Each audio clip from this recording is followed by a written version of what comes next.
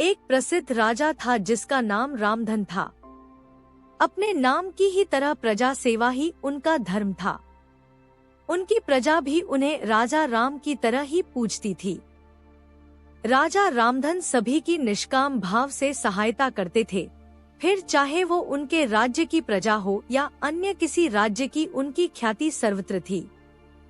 उनके दानी स्वभाव और व्यवहार के गुणगान उनके शत्रु राजा तक करते थे। उन राजाओं में एक राजा था भीम सिंह, जिसे राजा रामधन की इस ख्याति से ईर्ष्या थी। उस ईर्ष्या के कारण उसने राजा रामधन को हराने की एक रणनीति बनाई और कुछ समय बाद रामधन के राज्य पर हमला कर दिया।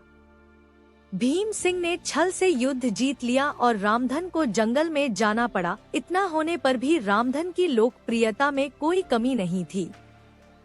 हर जगह उन्हीं की बातें चलती थी, जिससे भीम सिंह को चैन न था।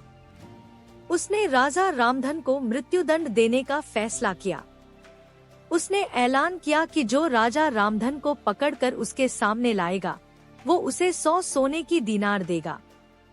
दूसरी तरफ राजा रामधन जंगलों में भटक रहे थे।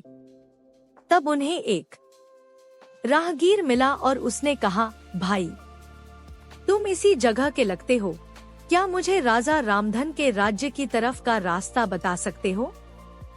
राजा रामधन ने पूछा, तुम्हें क्या काम है राजा से? तब राहगीर ने कहा, मेरे बेटे की तबीयत ठीक नहीं, उसके इलाज में सारा धन चला गया। सुना है राजा रामधन सभी की मदद करते हैं, सोचा उन्हीं के पास जाकर याचना करूं। यह सुनकर राजा रामधन राहगीर को अपने साथ लेकर भीम सिंह के पास पहुँचे। उन्हें देख दरबार में सभी अचंभित थे। राजा रामधन ने कहा, हे राजन, आपने मुझे खोजने वाले को 100 दीनार देने का वादा किया था।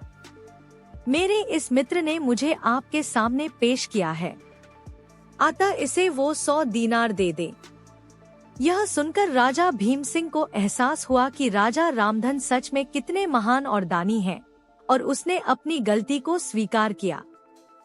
साथ ही राजा रामधन को उनका राज्य लौटा दिया और सदा उनके दिखाए रास्ते पर चलने का फैसला किया।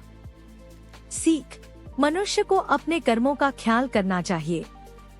अगर आप अच्छा करोगे तो अच्छा ही मिलेगा। माना कि कष्ट होता है, लेकिन अंत सदैव अच्छा होता है।